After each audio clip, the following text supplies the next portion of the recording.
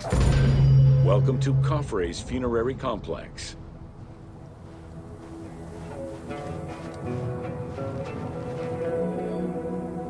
Since the very beginning of the 4th dynasty, mortuary temples were built adjacent to pyramids on the eastern side.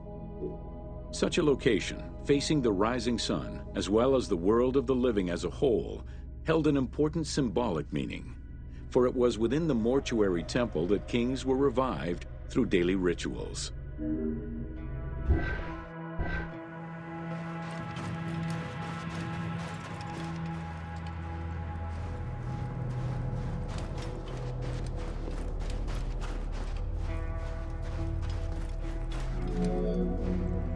In its standard form, a mortuary temple was divided into 2 parts: a front area which consisted of a vestibule and a courtyard, and an area in the back, where all sacred elements were located. The back of the temple incorporated several essential features, including an inner sanctuary with a false door, which allowed the soul of the pharaoh to travel between the world of the dead and the world of the living.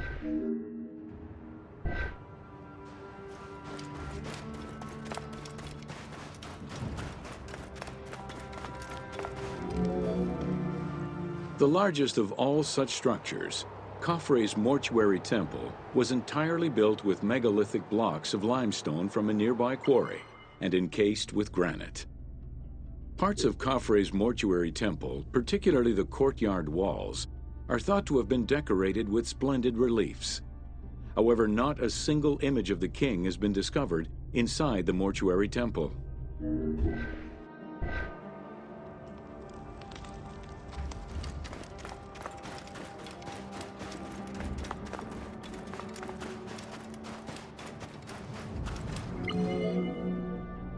Khufu's direct successor, Khafre, followed the custom which required each king to establish a new site for their funerary accommodation, and chose Abu Rawash as his last resting place.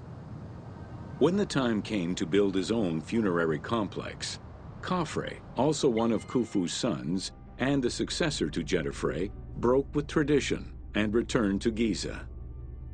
Not only did Khafre thumb his nose at tradition, but he did so in a way which he hoped would allow him to overshadow his father's most important monument.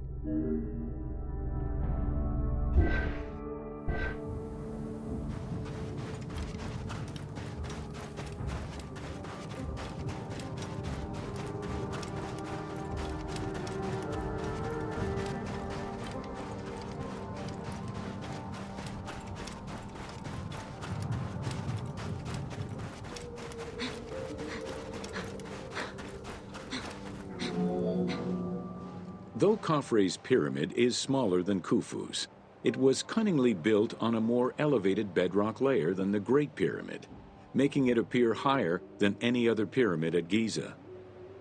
Today, Khafre's pyramid is the only one among the 3 at Giza that still has the upper part of its limestone casing.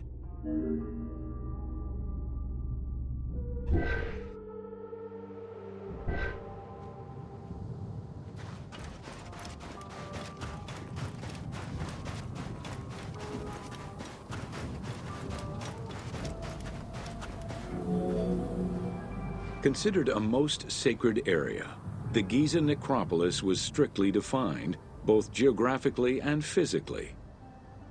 An 8-meter-thick Tura limestone wall completely surrounded the Great Pyramid. The only way inside would have been through the mortuary temple.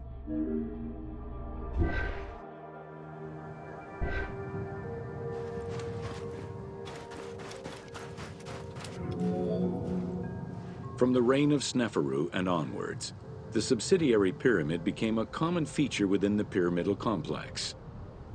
The function of the subsidiary pyramid, however, smaller in size and in height than the royal tomb, remains unclear, though some believe that it was meant to house the ka of the pharaoh.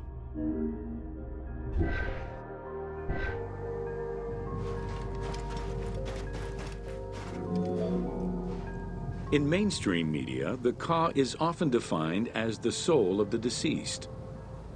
The truth is a bit more complicated. Within the ancient Egyptian funerary belief system, The Ka was a component of a living person, which separated itself from the body at the time of death. It represented the deceased's vital essence.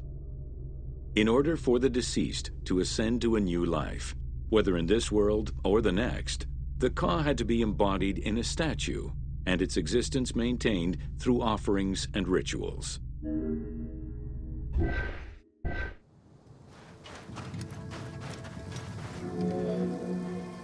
Within Khafre's subsidiary pyramid, a wooden box containing pieces of cedar was discovered by archaeologists. When reassembled, it turned out to be a shrine mounted on a sled.